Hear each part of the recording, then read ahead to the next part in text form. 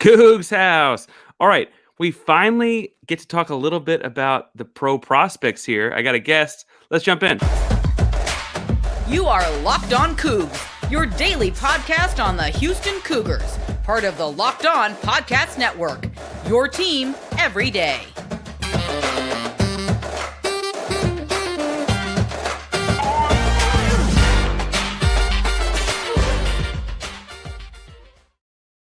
Welcome to Locked On Cougs, the podcast about your Houston Cougars. I'm your host, Houston-born teacher and coach Parker Ainsworth, here to break down all things Cougs. If you're a U of H fan, just a hater can step by, please be sure to subscribe down below. That way we can pop up in your newsfeed each and every day.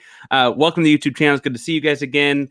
I remember we're giving away t-shirts and get to 250 subscribers. We're almost there, so make sure you hit that subscribe button. Once you get there, a commenter will be winning a t-shirt. If you can't think of anything else to say after today's episode, make sure you tell us how you cut a sandwich. Today, I'm joined by Tyler Rucker of the NBA No Ceilings, I want to say podcast. We do written work too, all the kinds of things. Tyler, how are you doing today? I'm doing great. Thank you for having me on, Parker. I mean, you asked me to come talk some Houston Cougars basketball, and I came running. I'm very excited for this one, so thank you for having me on. I'm excited, first of all, just to have like high-end prospects to talk about. It's been an 8 or 9 year program building here with Houston and Kelvin Sampson, and frankly, Tyler, assuming that you continue to work on the draft stuff and I continue to work with the Cougs, I feel like we could be talking a lot in the next 4, 5, 6, 7 years, the way this program's headed. Today's show, we're going to look at first, I think everyone's top-end draft pick out of the Houston Cougars and Jarace Walker. Second segment is going to look a little bit at Marcus Sasser and kind of see where he's falling these days. And then third, I'm going to have to ask you about anyone else or any other Cougs to keep an eye on as far as pro prospects go. But Tyler, I'm talking to you right after the Virginia game, which I think most would say was Jarace Walker's most complete game of the season. So it feels a little fortuitous that that's when we're talking about him first. He came in the season as a 5-star recruit, the highest head recruit at Houston in at least a long, long time. Some would argue ever because of modern recruit rankings and things like that. He's a top 10 projected lottery pick. Some people within No Ceilings yourselves have him as high as like 6, 7. Some people have him more like 8, 9, 10. But everyone's got him at second half of the top 10. Talk to us about, as a pro guy, because we're all seeing him at the Houston college level and working with Sampson. As a pro guy, what is it about Jarace Walker that sticks out? Yeah, I mean, coming into the season, if you watch Jarace Walker in high school with his tape, he was extremely impressive. And, it's been fascinating to watch him with the Houston Cougars. Like when he announced he was going to play there, it was a dream fit when it came to evaluating a player of his versatility, of his skill set. Because, Houston plays so hard and Kelvin Sampson does such a great job. They're the one team every time they get into the tournament, you don't want to play them if you're the opposition. And getting a guy like Jarace Walker, it was like a match made in heaven. And I think he's been fantastic early on in the year. I think there's a lot of his game that is starting to rise to the surface. And I think we really saw that against Virginia. Playing in high school, he was kind of like a point center, if you want to put it that way. I mean, he is a playmaking monster. And I think you're starting to see a little bit more confidence develop. We saw some flashes of that against Virginia where he's making the extra pass, making the right read. He's a very special talent that I think is just scratching the surface. And I think he's only going to get better as Houston moves forward. And this is looking like a team that's going to have a very lengthy tournament run. And with that comes a lot more attention from scouts and NBA personnel. So it's not surprising to me to see Jarace Walker starting to get some respect and a lot of eyes from NBA, evaluators and personnel. So Houston Cougar fans, I think, see the 5 stars, see the top whatever ratings, and he comes in, he's a projected lottery pick, projected freshman of the year in the conference and what have you. He's averaging 10 points, 6.5 rebounds. Admittedly, I think there are some people at like the Oregon game when we're playing like Khalil Ware and Nafale Dante and the guys that got over at Oregon, they're like, why isn't he getting 25 tonight? Like tonight's the night, like he needs to show off. We're not playing Northern Colorado. We're playing someone that's competitive. As a scout, or as a guy that's watching to project into the NBA, why is that not necessarily the thing? Like he's a top 10 prospect, even though he's not doing that. Why is that? Right. It's a huge part of, these high school rankings. You get these guys going to college that are, top 10 prospect. And we all as fans and even evaluators, we have these excitement and expectations of like, okay, you should go in and be averaging 15 to 20 points per game as a freshman, which is a lofty expectation. But I think the thing with Jarace that kind of makes him different and why scouts are getting so excited about him is he impacts the game in so many different ways. And it's not just on one side of the floor, it's on both sides. I mean, he's shown some skills and ability on the defensive side of the ball. He's going to be one of the top defensive prospects in this class just because he can guard so many positions. He's humongous. I mean, he's a beast. If you watch Houston Cougars basketball, he's listed at 6'8", 240, but he's all muscle and he has quickness. He has good feet and can guard multiple positions. And that's what NBA scouts and personnel really, really want in a prospect is, hey, you can come in and you don't have to score 20 points to be effective. You can help our team on both sides of the ball and make an impact. And I think that's the frustrating part for fans with Jarace is you want to be like, oh, you're this potential top 10 pick. You got to be averaging, 20 points per game, but he just helps a team so much. And I think you're starting to see the confidence with his role expand. And I think it's only going to expand more as the year goes on. You mentioned his role, and without intending any puns, the big thing that happened over the weekend was on the short roll. He was kind of a creator, right, like you're talking about. When you're projecting him to the NBA, are you seeing him more on those kind of creative actions, or is it going to be more with his ball in the hands out at 25, 28 feet away? It's funny you brought that up because I feel like that development during the Virginia game was a lot of us, even at No Ceilings, we were just like, yes, here we go. Because early on in the year, I understand, Kelvin Sampson's a fantastic coach. He's one of the best in college basketball, and he's going to develop these guys the right way. And I think now you're starting to see he's trusting Jarace a little bit more as a playmaker. And he is a very gifted playmaker with his vision. I mean, for anyone that is a Houston Cougars fan, like, please go back and watch him in high school. It's so much fun because he just has beautiful vision on the court. He's a really gifted playmaker. And I think seeing that against a team like Virginia, which is an absolute dominant defensive team, you're understanding now that the game's almost slowing down for him. Like the light switch is coming on. He's getting way more confidence, and confidence is such an important thing with a young player, especially a freshman. And I think that's going to be the most intriguing skill set for him moving forward at the NBA level is you can play him as a pick and roll guy that can make passes to open teammates off the short roll. And the outside shot, plenty are going to talk about that. I think it's trending in the right direction. And I think all of the skills are coming together, and, he's going to be a fun one to keep watching. There was a dagger in particular where he catches the short in the Virginia game. He catches the short roll. I forget who the guard was coming off the screen even, but he catches at the left elbow and just as he's pivoting to face the basket, hits Tremont Mark on the far side for a three with about a minute and a half left. And I was like, most 18-year-olds don't see that right, especially not that fast, right? Then you add in the fact that he's seeing that at 6'8" and change, at 240 and change, with the bounce, with like all the things added together. Admittedly, this is a loaded draft class. So I don't mean to say this as in being top 10. It's anything to sneeze at. You've got big French Wembanyama. You got Scoot Henderson. I know people listen to the show in Houston, like Houston Rockers, looking at a lot of these guys, right? The Thompson brothers. Is there anything that Jarace could show you in conference play? We're about to get into conference play. That would like make, my grade on him might move him up into the 4 or 5 range? Or is it really just like that loaded a class that as good as he is, that's just where the cards are? It's one of those things where I think if his role offensively expands, it's only going to help him because you saw that in the beginning of the year. I mean, going into the preseason, a lot of us at No Ceilings had him as a top 5 guy just because we were like, there's so much upside with his game. There's so many skills, and at that size and that versatility on both sides of the floor, the outside shot was the big thing. Is like, if it could continue to trend the right way, that's going to, make us feel a lot better about his potential at the next level. And now we're starting to see he gets a little bit more of a role with the ball in his hands. I think if Houston keeps feeding him and allows him to make those short roll passes or even, handle the ball and make decisions as a playmaker, that's only going to help his stock. And I would not be shocked if he gets up into that top 6 range. Some of us have moved him down a little bit where he's still a top 8 guy, and it's nothing against Jarace. It's just, this is a really, really strong class. And it's now at a point where if all of a sudden that Virginia game is a thing to come, he's going to get a lot more opportunity to showcase just how special he can be. And that's going to get the attention of scouts in a hurry. Oh, and admittedly, tell people that if you want to say, I don't want to say it, go read my columns. We're recording on a Monday. The big board just dropped. It was a conglomerate of all of them. Personally, can you tell us, Tyler, where is he on your big board? Oh, I'll tell you. Hold on. You're going to throw me under the bus. I'll do it right now. If you want to say, go read my stuff, Parker. No. You guys are good.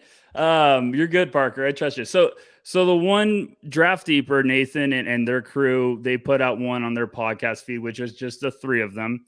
And they did a composite rankings, but for No Ceilings, NBA.com, we will have a entire team big board coming out this week. So go check that out. It's absolutely free. But personally, I have him at 8th right now, and I'm not sleeping well about it because I love him. I want to move him up higher, but it's just a lot of guys that are starting to impress. And, as I'm looking at it right now and I said it out loud, I'm like, what am I thinking? I love this guy. I love everything he has to offer, but it really isn't a knock on Jarace Walker. It's just, I think he's going to now start inching back up if Houston continues to feed him. And, this is a nasty team. And that's also something you have to evaluate and take into consideration is Houston's got a lot of talent. They got a lot of guys that can get hot and take over a game. And just because Jarace Walker might finish a game with, 9 points and 8 rebounds doesn't mean he couldn't take over. It's just, you got to feed the hot hand. And that's what happens when you have a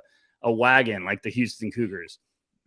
Well, completely. And I don't mean to throw it in the bus there. I will say, Houston Rocket fan also, there are 2 guys that seem very truth is 8th in this draft might make you 6th in any other year, just taking out the top 2 guys. Right. 100%. And I don't envy you and your job and having to break those kinds of things down. But I do have to say that speaking of jobs, these days, every potential new hire can feel like a high-stakes wager for your small business. You want to be 100% certain that you have access to the best qualified candidates available. That's why you have to check out LinkedIn Jobs.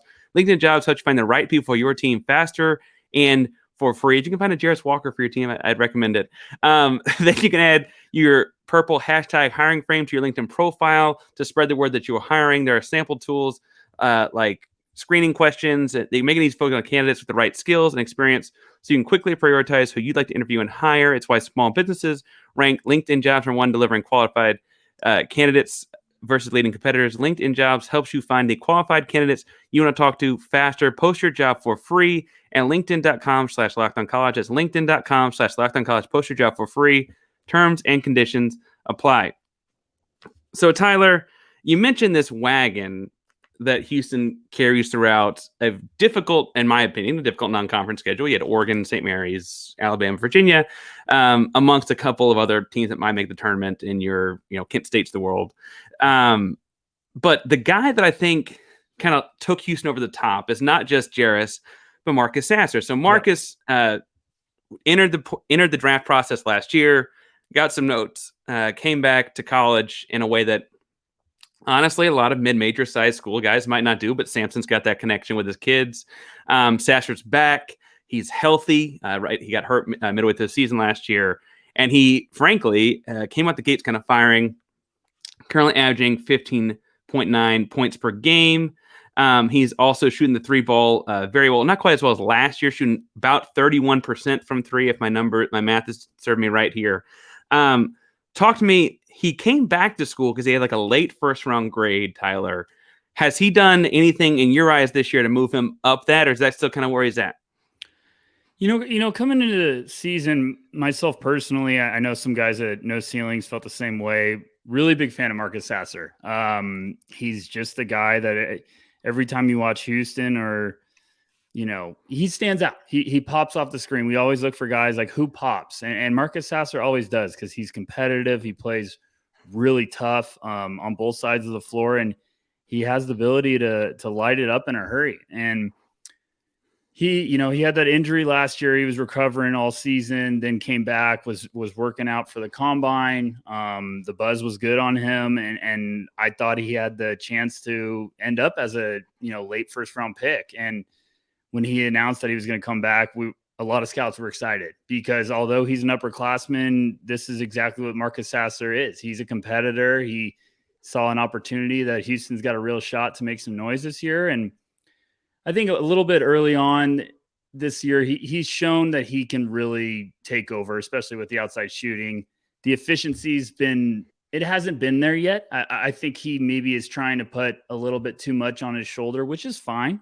Completely understand. He's going to have that mentality of like, okay, this is my team. Like I got to produce for my guys. And, first 6 games of the year, he had shooting splits of 39-24, which is fine because I think he's still trying to get the rust off of, not playing for a full year. And his last 6 games, his numbers are better, a little bit more efficient. He's up to 42-37 with his shooting splits. And I think Sasser's the guy that he can get hot. And when he gets hot, he can stay that way for a stretch of games. And I think that's the only thing preventing him right now from all of a sudden creating some noise, creating some buzz and excitement in the draft community, because scouts know exactly what type of player he is. But if he can all of a sudden have that stretch of efficiency, that's really going to help his stock. Coach Sampson mentioned after, I want to say it was the Alabama game, when they basically face guarded him in an effort to take him out of options, right? That he was getting, quote, the Quentin Grimes treatment. And while there are obviously very different pros and cons to both as prospects, I do think it's interesting that like Sampson has this deal with guards, where guards just continue to like be at least good, hardworking NBA players, sometimes going overseas, right? I think Kyler Edwards is in the G League right now or whatever, right? Is Sasser really going to be like, as a late first round pick, it's begs worth asking, the kind of guy that gets like the Kyler Edwards G League deal? Is he going to be more like a Quentin Grimes, works his way up to playing for a decent, where do you project him falling years from now? Obviously it's a stacked draft, so being 26th pick would not be anything too bad.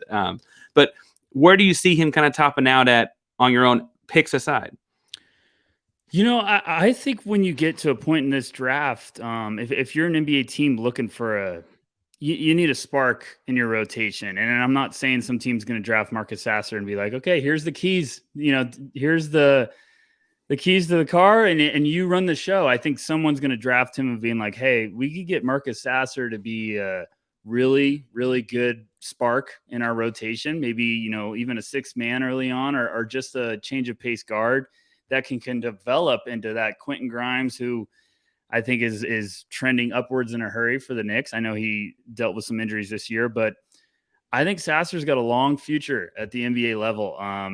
But when you get to a point in the draft, some playoff teams are going to look at him and be like, hey, we want a tough guy that's going to compete on both sides of the ball. And, even though Sasser has struggled efficiently, he's been a menace defensively. Like he is really competes and gets after it. So I think there's going to be a point in the draft where a smart team, probably like a playoff contender or someone that just needs another boost, they're not going to swing for, the 19-year-old upside. They're going to be like, hey, Marcus Sasser can really help us with just his basketball IQ and ability to score in a hurry. And that's where I could kind of see, even though he hasn't been efficient, I still think he's a first-round pick.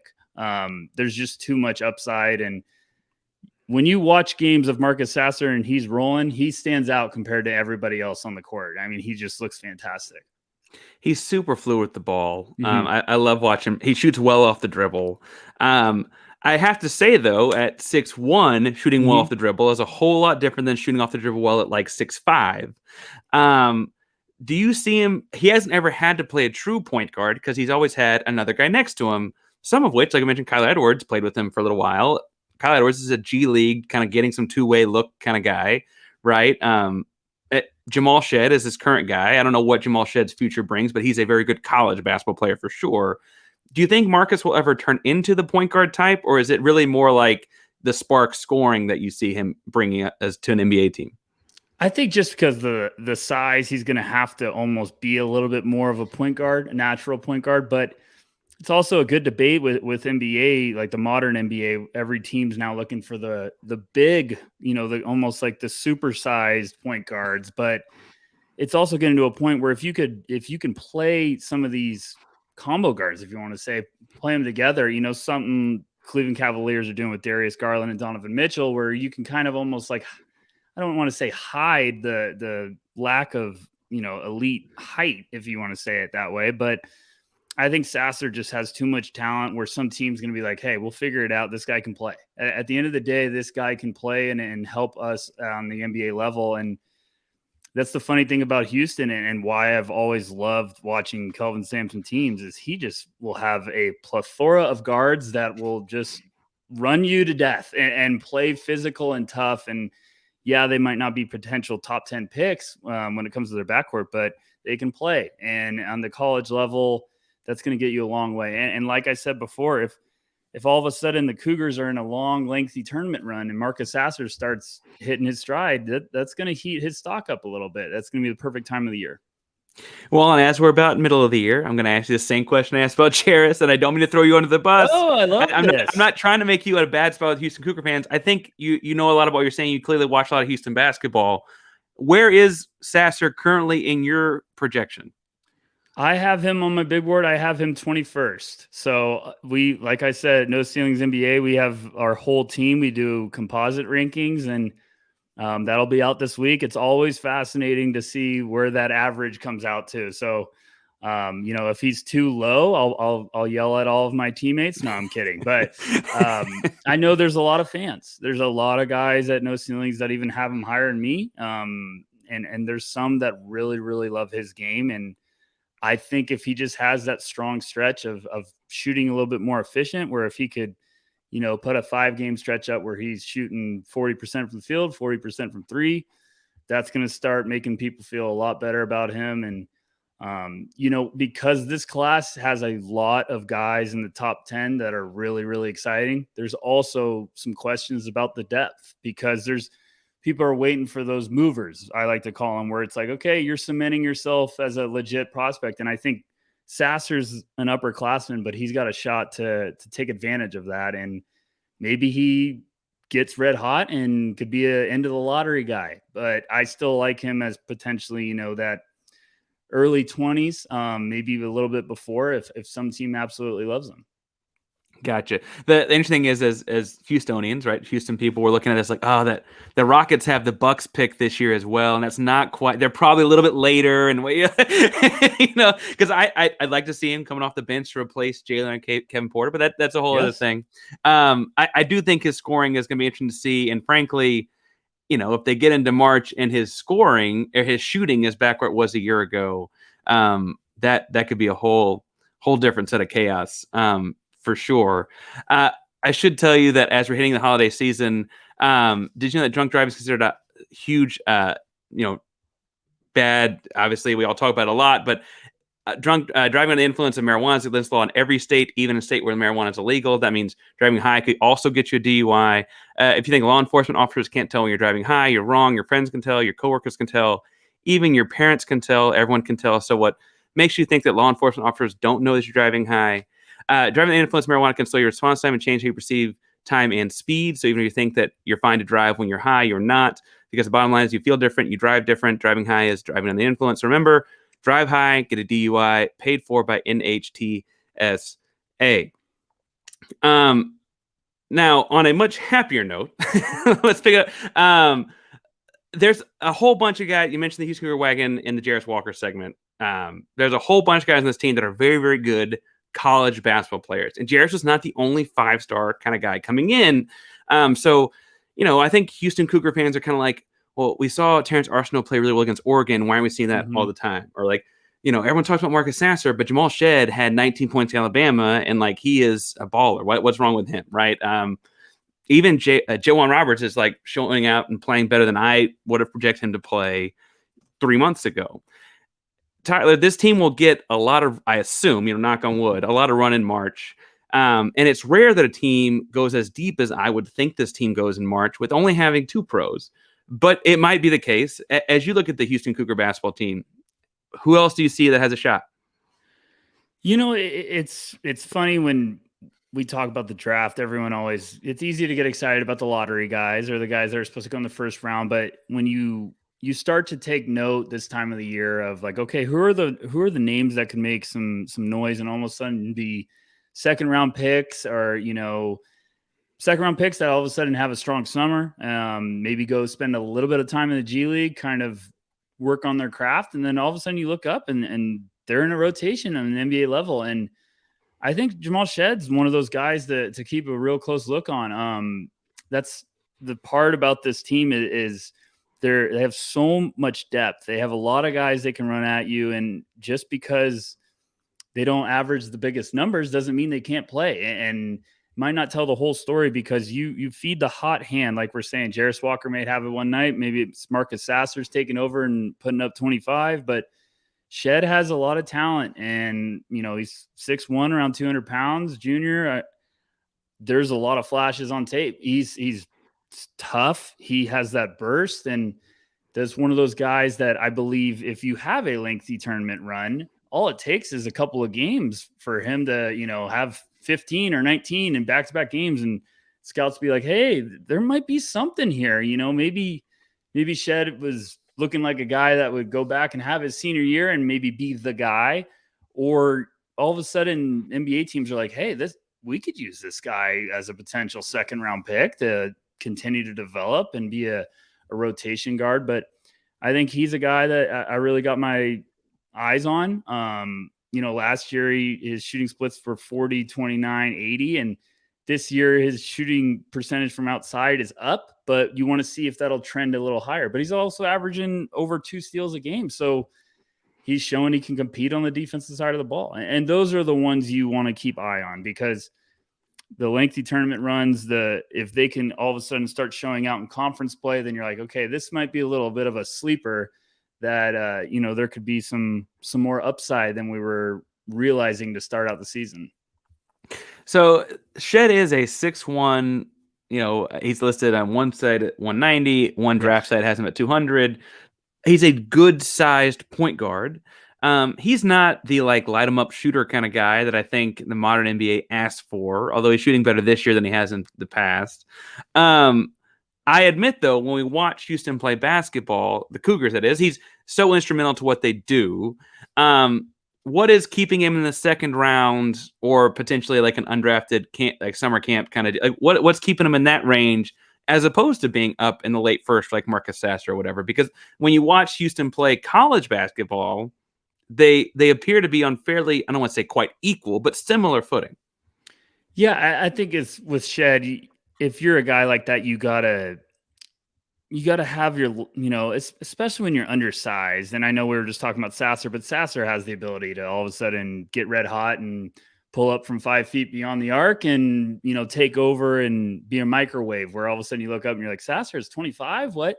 And I think with Shead, it's just, he's got to show that outside shot can come along. And those are the guys also where if teams are believing in the upside, they might be like, hey, let's put him in the G League, let him work on his shot and get that down, and let's get our developmental staff to work with him. And a lot of people look at the G League in a bad way, and it's one of the best assets NBA teams can have. And just because they stick you in the G League isn't bad. A lot of guys now you're seeing have G League experience that are playing in the NBA level for a very long time. And those are the guys, you know, teams like Houston with Sampson coaching, NBA teams love that, because they know, hey, they're going to play tough, they're going to play hard, and they're going to do whatever roles asked of them at the next level. So just because a lot of these guys aren't putting up huge numbers does not mean that NBA teams aren't saying, hey, well, he might not average 20, but he can really help us in a lot of areas in the game.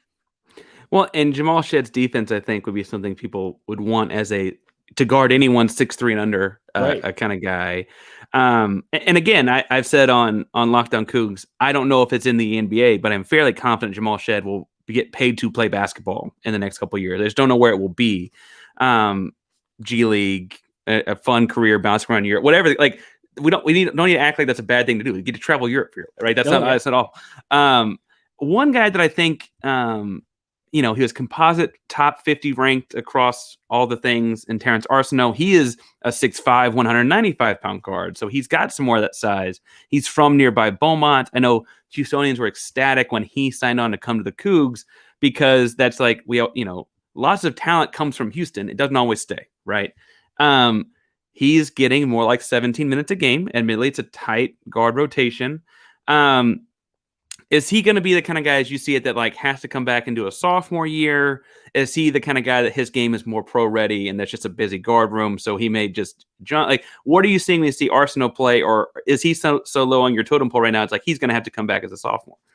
No, Arceneaux's if you want to consider a mystery man of this Houston Cougars roster right now, when it comes to scouts and evaluators, I think he's the guy because, he's around 6'5", 200 pounds, freshman. When he shows some flashes, including the Oregon game, he looked fantastic. And I was like, whoa, okay, everything's clicking. There's something here.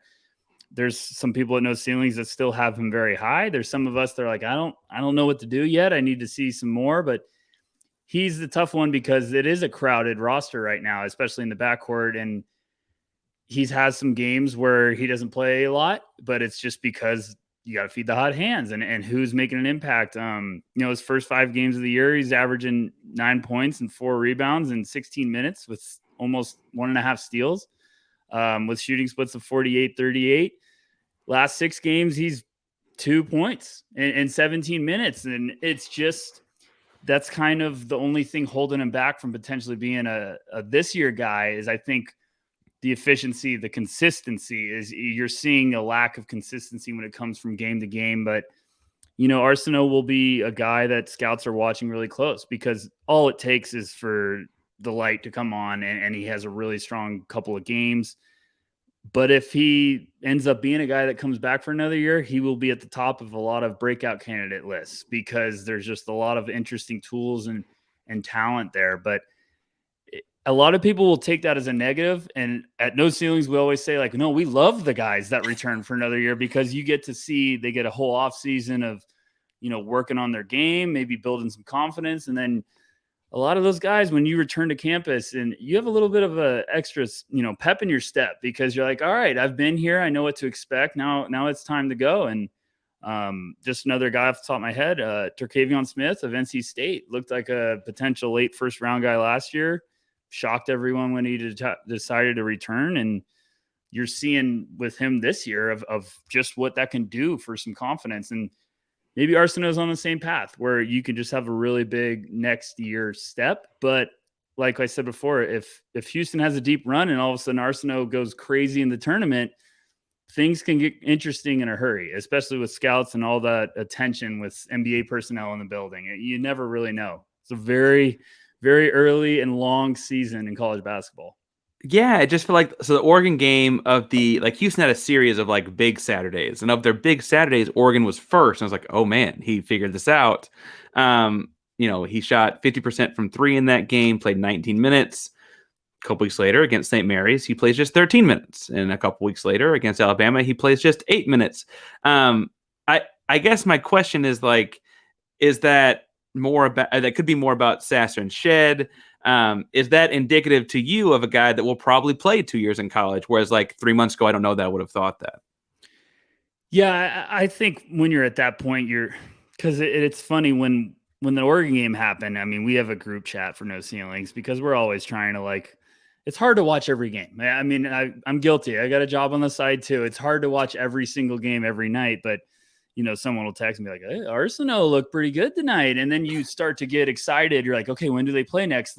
This could be the start of a string of games. And I think when you just see kind of the comeback down to earth, you're like, okay, all right, let's see how he responds to this. And it really, I never take it as a negative if a guy needs to go back for another year. And I'm not saying right now, we're 11 games or 12 games into the year. I'm not saying Arceneaux has to go back for another year, but it's early. You're going to want to see how he responds and how that confidence builds, because he's going to have another game coming up where he's going to have a big performance. And it's how do you build off of that? Like, this is where a lot of scouts will say like, okay, how's his confidence going to be? How is his maturity going to develop? Like, is he going to bounce back and respond? Or is it just going to be a guy that's like, okay, he needs some more time to develop. He's raw. And a lot of guys go on and have another year at college and really do some fantastic things. And I think a lot of fans, we get disappointed with, oh, he's not a one and done. It's like, no, that could be a great thing for a player.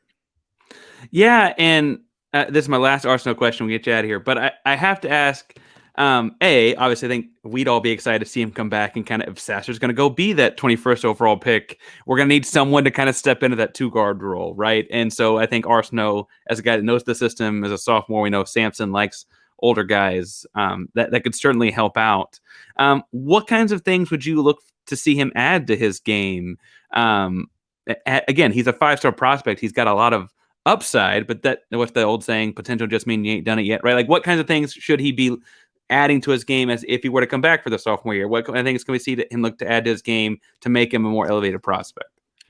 I think it just starts, the biggest part is with the consistency, because when you watch that Oregon game, he was all over the place. I mean, he really just kind of popped. You're like, whoa, okay. Like, I remember watching that game to kind of get an evaluation of Jarace Walker going against Khalil Ware and Dante and Marcus Sasser. And then all of a sudden I was like, Arceneaux looks like one of the best guys on the court. But then we're talking about a couple other games where he didn't get a lot of run. So you just want to see consistent playing, and then you can be efficient. And he looks like he's got some upside to kind of be a guy that can do a little bit of everything where it comes to the offensive side of the ball, and defensively against Oregon, he really showed some flashes. So confidence is so big. And I really do believe with guys like that, it's like, okay, it's tough when you all of a sudden have a big game, and then the next game you're only playing 13 minutes and you're in your own head, because you're like, well, what did I do wrong? And it's like, it's a long stretch. Just trust your coach. You got a good one. And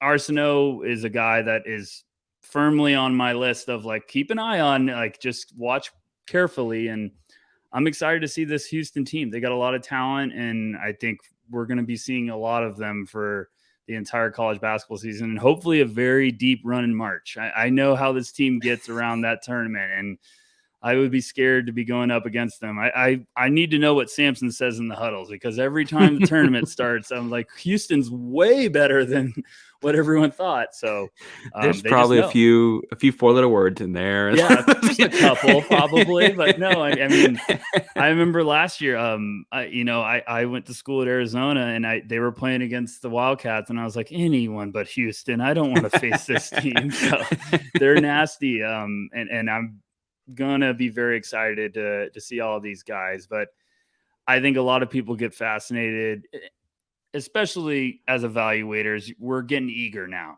but the whole second half of the season can flip the script. I mean, Arceneaux could all of a sudden find his groove, and then we're having this conversation in 3 months and like, oh, he's a first-round guy. What are we talking about? So right. Long way to go, but I'm excited. Tyler, your Twitter handle on the screen is at Tyler_Rucker. Also, No Ceiling Stuff's all at No Ceilings NBA. What do you got coming out these days? Where can people find you, their Substack, all those kinds of things? Yeah, so we're at NoCeilingsNBA.com. We're doing draft content around the clock all year long. It's absolutely free. This week we'll have our updated big board composite board, as I hinted earlier, and we will also have a mock draft. So all the Houston Cougars faithful or Houston Rockets fans, come on over, and we'll have a mock draft with analysis on everyone. We're actually recording or having our war room discussion tonight, so that'll be a very lengthy, probably feisty meeting. But thank you so much for having me on, Parker. Anytime I can talk Houston Cougars basketball, just let me know. For sure. And make sure you stick up for us in that war room. Again, that's Tyler Rucker. You can find him at Tyler_Rucker. Thank you so much for making Locked On Cougs your first listen of the day. I think for our second listen. These days I've been recommending the Lock On Astros pod, because they're talking about all the guys they're adding over in an off-season big weekend. We got to bring back Michael Brantley. So make sure you go check that out. Thank you so much again. Tyler. Locked On Cougs is a proud member of the Locked On Podcast Network. Your team every day. We say go Cougs here. I know you're a Wildcat, but go Cougs. Go Cougs.